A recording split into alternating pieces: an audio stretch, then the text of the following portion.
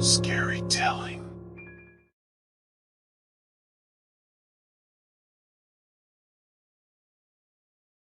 I always thought my dad was just telling stories to scare me when he talked about the gray lady haunting my grandparents' house. It wasn't until I visited the house myself in 2013 that I realized he was telling the truth. As soon as I arrived, a chill ran down my spine. The old house was much larger than I remembered from my childhood visits. I could sense that something wasn't right. I knocked on the door, and a middle-aged man answered. He introduced himself as the current owner and asked how he could help me. I asked him if the gray lady was still present in the house. He turned pale and asked me how I knew about her. I explained my family history and that my dad had told me about the ghost. The owner invited me inside and sat me down in the living room. He told me everything he knew about the gray lady. He said she was often seen walking through the hallway, and her presence was accompanied by a strong scent of lavender. She was also known for her tickling and playful behavior towards children. But there was something sinister about her that made everyone in the house uneasy. The owner explained that he had tried to sell the house several times, but every time a potential buyer came to visit, they would abruptly leave without any explanation. The gray lady always made sure that people were aware of her presence. He showed me around the house, and everything seemed normal at first. But as we walked down the hallway, a strange feeling overcame me. I felt like I was being watched, and the air grew colder. We reached the end of the hallway, and the owner pointed out a room that had been locked for years. He said that it was the gray lady's room and that nobody dared to enter it. As soon as he mentioned the room, I felt drawn towards it. I begged the owner to let me see what was inside. He reluctantly agreed, but warned me that it was not a good idea. We approached the door, and I could hear a faint whispering coming from the other side.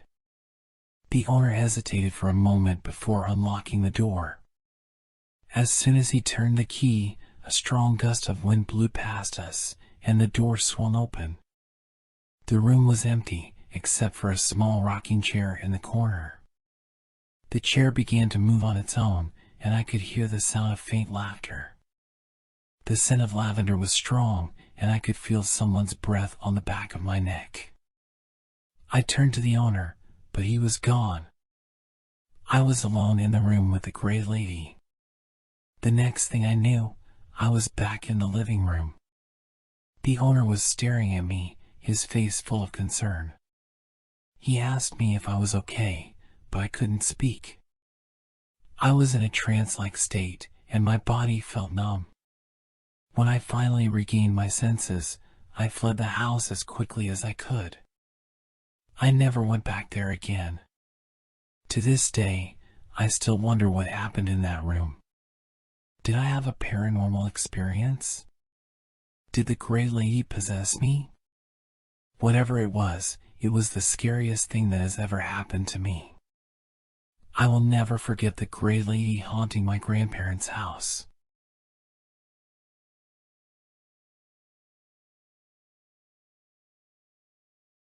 I always thought the story of my great-great-aunt's murder was just a twisted family tale until I stumbled upon an old newspaper article that confirmed it all.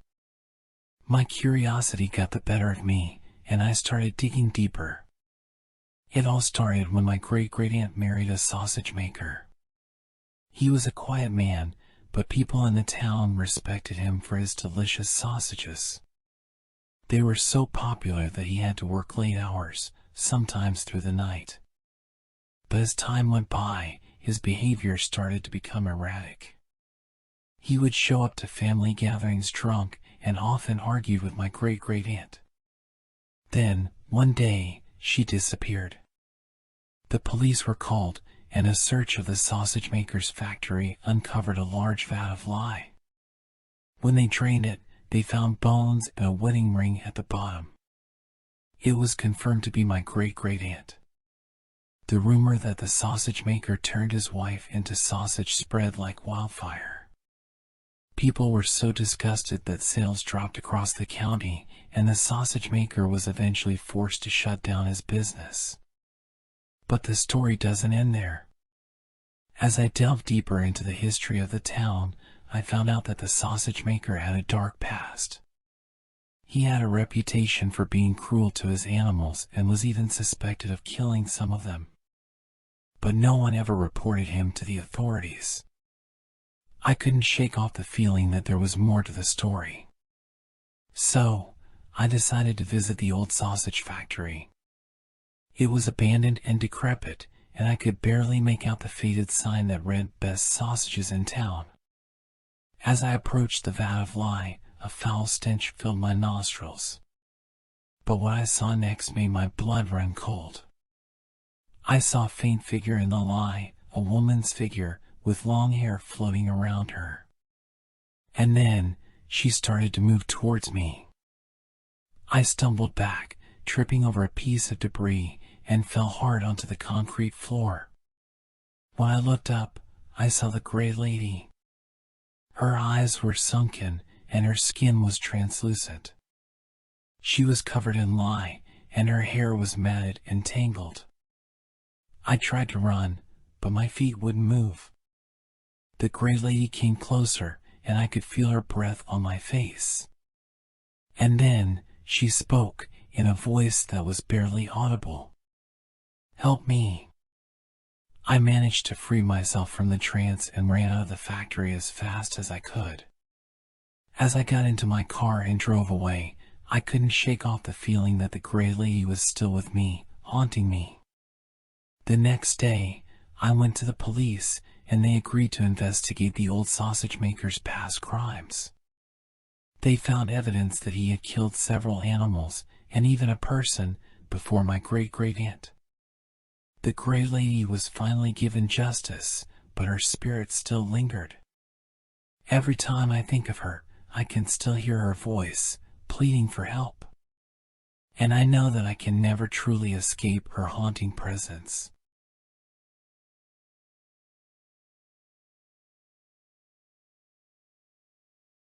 I always found it fascinating to hear stories from my family's past. My great-grandma's childhood was no exception.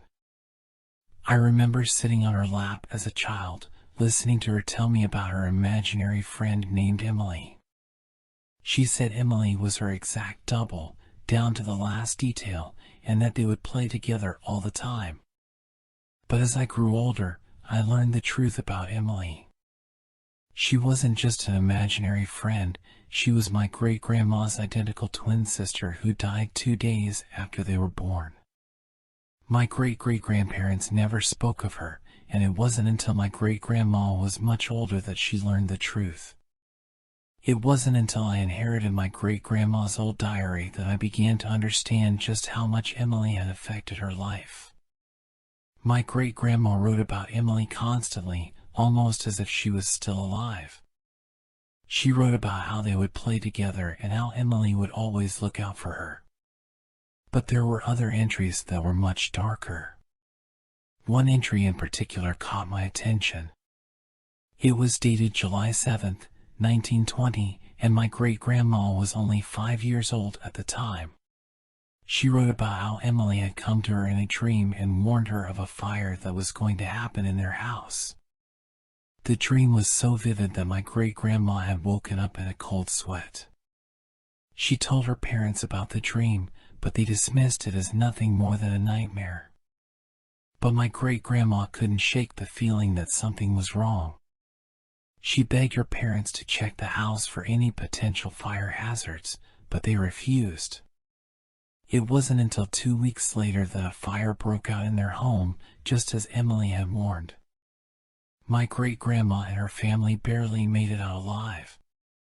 The entire house was destroyed, but they were lucky to escape with their lives. From that point on, my great-grandma knew that Emily was still with her, watching over her from the other side.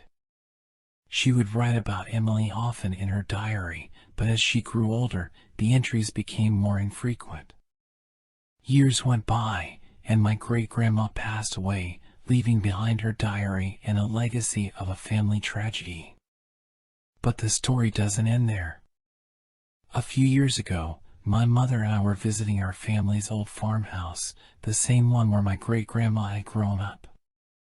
As we were walking through the empty halls, I couldn't help but feel a sense of unease.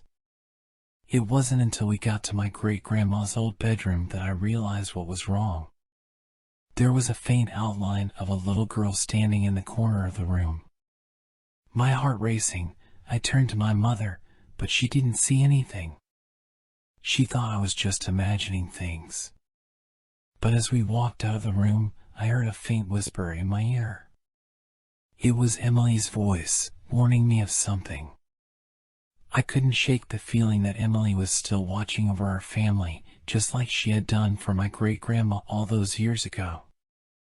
As we drove away from the farmhouse, I couldn't help but wonder what other secrets were hiding in our family's past. To this day, I still hear Emily's voice in my dreams, warning me of danger and looking out for our family. I know that she's still with us, just like she was with my great-grandma. And sometimes, while I'm alone in the dark, I can feel her presence, watching over me.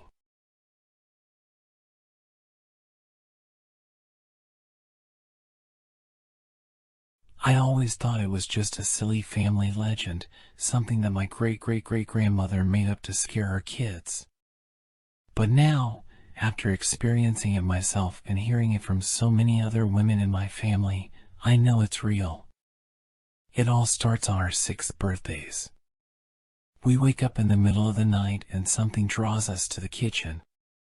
It's like a magnetic force, pulling us towards the door. When I was 6, I remember feeling thirsty in the middle of the night. I got out of bed and stumbled into the kitchen. I reached for a glass on the counter, and that's when I heard a creaking sound, like someone was standing on the old wooden floorboards. I turned around and saw a shadowy figure dart into the pantry. At the time, I didn't think much of it. It was dark and I was half asleep, after all. But as I got older, and my mom and grandmother and aunt and cousins all shared similar stories, I couldn't ignore the coincidence. We all saw the same thing, a shadowy figure darting into the pantry. And it only ever happens on our 6th birthdays. I never told my daughter about the family curse. I didn't want to scare her or plant any ideas in her head. But on the morning of her 6th birthday, she came running into our room, babbling about a friend hiding in the kitchen. I tried to brush it off, but something inside me knew. I followed her into the kitchen, and as soon as I stepped inside, the hairs on the back of my neck stood up. It was like the air was thick with a heavy presence. I couldn't see anything, but I knew something was there, watching us. My daughter ran towards the pantry, giggling as she went. But as she reached for the door handle, something stopped her. Her face went pale and she turned to me, her eyes wide with fear. "Mama, I don't want to play with the shadow man anymore," she whispered. I froze. She had never mentioned a shadow man before. I turned to look at the pantry, but it was empty. Still, I knew we weren't alone. I took my daughter back to bed and tried to calm her down. But as soon as she fell asleep, I went back to the kitchen. I had to know. I stood in front of the pantry door, my heart racing. I could feel the cold air seeping out from behind it, like something was waiting for me on the other side. I took a deep breath and opened the door. At first, I saw nothing. It was just a small pantry, with shelves stacked with cans and jars. But as I reached for a jar of pickles, something moved in the corner of my eye. I turned and saw a dark figure, hovering in the corner of the room. It was like a shadow, but it had a shape, the shape of a man. I wanted to scream, to run, to do anything but stand there frozen. But as I watched, the shadow man started to fade away. It was like he was disappearing, dissolving into thin air. I ran out of the kitchen and didn't go back in for the rest of the night. The next morning, everything was back to normal. But I knew the truth, the curse was real. And the shadow man was waiting for us, lurking in the darkness, only appearing on our 6th birthdays. I don't know what he wants, or why he's drawn to us. But I do know one thing, I'll never look at the pantry the same way again.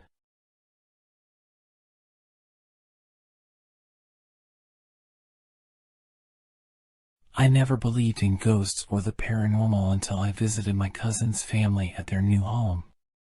They had moved into a massive mansion, a sprawling estate with grand halls, high ceilings, and elegant decorations.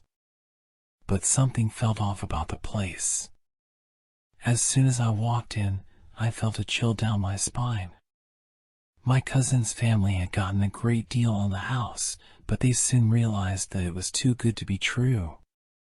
The deed had changed hands quickly several times in a row, and they began to suspect that something terrible had happened in the house. As the night drew on, strange things began to happen. We heard loud screaming coming from the basement, but when we went to check it out, there was nothing there. I found a human handprint made of ash on the wall in the hallway, but no one had touched it. But the scariest thing was what we discovered in my cousin's daughter's room. She was found talking to her closet, but when we asked her who she was talking to, she just said, "The nice lady in the blue dress." There was no one there. My cousin's family was understandably freaked out, and they called a priest to perform an exorcism. He was hesitant to do it at first, but when he saw the handprint on the wall, he knew that something was wrong. During the exorcism, strange things began to happen. The temperature dropped, and the windows rattled. But the priest persevered, and eventually, the house grew quiet. But the relief was short-lived. As soon as the priest finished the exorcism, he warned my cousin's family about the basement. He said that it was dangerous and that they should keep the door locked at all times if they wanted to be safe. My cousin's family tried to brush off the priest's warning, but I couldn't shake the feeling that something was down there. I decided to investigate. As I descended the stairs to the basement, the air grew colder and the darkness seemed to grow thicker. But I pressed on. What I found down there will haunt me for the rest of my life. There was a room filled with ash, and in the center of the room was a chair. But the chair wasn't empty. There was a figure sitting in it, shrouded in darkness. I tried to run, but my legs wouldn't move. I was paralyzed with fear. The figure stood up and began to move towards me. As it got closer, I could see that it was a woman dressed in a blue dress. Her eyes were completely black. I don't remember how I got out of the basement. All I know is that I never went back down there again. My cousin's family still lives in that mansion, but they keep the basement door locked at all times. They've heard scratching and moaning coming from behind it, but they refuse to investigate. I don't know what happened in that mansion, but I know that it's not over yet. The woman in the blue dress is still down there, waiting for her next victim. And I fear that it won't be long before she comes for me.